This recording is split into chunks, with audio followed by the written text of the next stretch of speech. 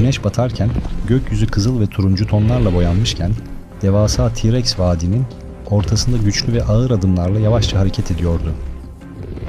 Her attığı dev adım kuru toprağı derinden titretiyor, vadinin sessizliğini sarsıyor. Onun varlığını hisseden küçük hayvanlar korkuyla yuvalarından fırlayıp panik içinde kaçışıyordu. Uzaktaki Triceratops sürüsü, ufukta yükselen toz bulutunu ve yaklaşan tehdidi çoktan fark etmişti ve boynuzlarını öne eğerek alarm pozisyonuna geçmişti. Sürünün bazı üyeleri korkunun etkisiyle birbirine çarparak, ağır gövdelerini savurarak panik içinde farklı yönlere doğru dağılmaya başladı. Ama dev T-Rex'in keskin bakışlarının hedefinde sürüden biraz uzaklaşmış ve korumasız kalmış genç bir Triceratops vardı. Dev yırtıcı çenesini yavaşça açarak keskin dişlerini gösterdi ve güçlü bacaklarıyla koşar adımlarla ona doğru hızla ilerliyordu.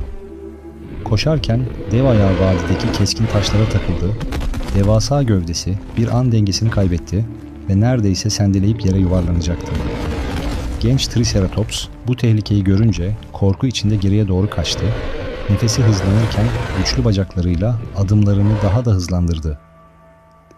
T-Rex avının peşinden gelirken boğuk ve derin kükremeleri vadinin kayalık duvarlarında yankılanıyor, havayı titretiyordu. O sırada çalılıkların arasından başka bir T-Rex neredeyse bir gölge gibi sessizce yaklaştı ve bulunduğu bölgeyi dikkatle incelemeye başladı. Bir anda iki dev yırtıcının kaslarla dolu iri vücutları vadinin ortasında aniden karşı karşıya geldi. Karşılıklı güç gösterisi yaşanırken iki dev yaratık birbirine doğru hamle yaptı, ağır kuyruk darbeleriyle toprak ve taşlar havaya fırladı. İkisinin kükremeleri vadinin dört bir yanında yankılanıyor, bu korkutucu sesler türlerinin kudretini ve aralarındaki güç dengesini herkese hissettiriyordu. Ziyaretçi T-Rex birkaç tehditkar hamle yaptı, dişlerini göstererek rakibini tarttı ama sonunda geri çekilmek zorunda kaldı.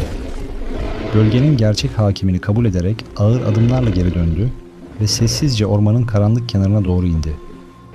Bu gergin karşılaşmanın gerçek galibi ise ortaya çıkan karışıklıktan yararlanarak uzaklara kaçmayı başaran genç Triceratops oldu. T-Rex birkaç saniye olduğu yerde duraksadı, dev göğsü hızla inip kalkıyor, nefes nefese kalmış ama hala gururlu görünüyordu.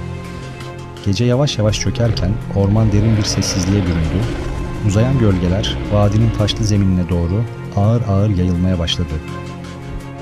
T-Rex gururla etrafını süzdü, başını kaldırıp vadinin hala kendisine ait olduğunu hisseder gibi adımlarını yavaşlattı ve sonunda sakinleşti.